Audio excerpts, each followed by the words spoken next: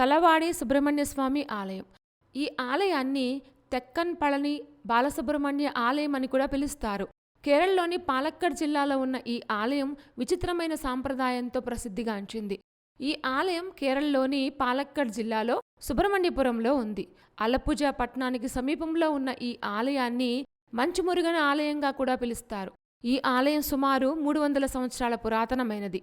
ఈ దేవాలయంలో చాక్లెట్ ప్రసాదంగా ఇవ్వడం వల్ల ప్రత్యేకంగా ప్రసిద్ధిగాంచింది. సాధారణంగా భక్తులు పూలు, కొబ్బరికాయ, పండ్లు మొదలైన వాటిని స్వామికి సమర్పిస్తారు. కానీ తెక్కన్పళని ఆలయంలో చాక్లెట్లు ప్రసాదించడం ఒక ప్రత్యేక సాంప్రదాయం. ఈ ఆలయం కేరళలోని అత్యంత ప్రత్యేకమైన ఆలయాల్లో ఒకటిగా పరిగణించబడుతుంది. ఎందుకంటే భక్తులు చాక్లెట్ను సమర్పించడాన్ని ఈ ఆలయంలోని ప్రధాన ఆకర్షణగా భావిస్తారు. ఇక్కడ స్వామికి ప్రసాదించే ప్రసాదం భక్తులను, పర్యాటకులను ఆశ్చర్యపరుస్తుంది.